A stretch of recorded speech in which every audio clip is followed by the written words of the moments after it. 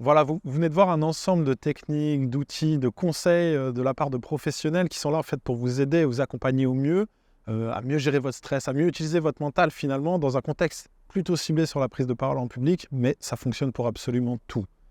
Il y a peut-être un élément que vous avez remarqué qu'on a omis, il s'agit de la confiance en soi. Et je voulais faire un zoom là-dessus parce qu'on entend beaucoup parler de confiance en soi lorsqu'il s'agit de prise de parole en public, mais sachez que la difficulté, en tout cas l'erreur commise en voulant absolument aller en quête de la confiance en soi, c'est d'oublier et de vouloir vaincre en fait nos doutes.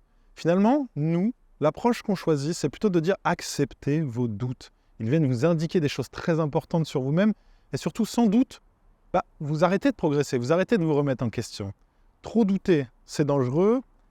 Être faussement confiant ou afficher une trop grande confiance en soi, c'est souvent signe qu'on fuit nos doutes et finalement on ne progresse plus. Voilà, c'est le dernier conseil que je voulais vous donner. J'espère que vous avez passé un agréable moment avec nous et je vous dis à très vite.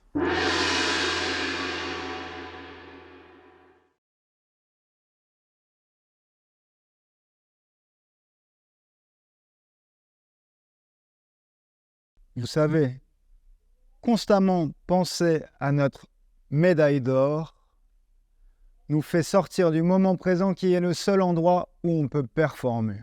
En fait, les experts de la peak performance nous donnent 3 conseils. 1. Générer l'intention d'être présent.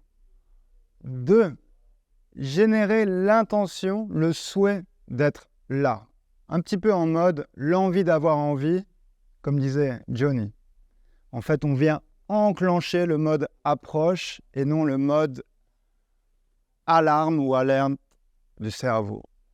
Et 3, quand vous commencez à ressentir les premiers signaux du stress ou de l'anxiété, au lieu de les mettre de côté, au lieu de se battre avec, les accueillir en essayant d'être présent à ces sensations corporelles.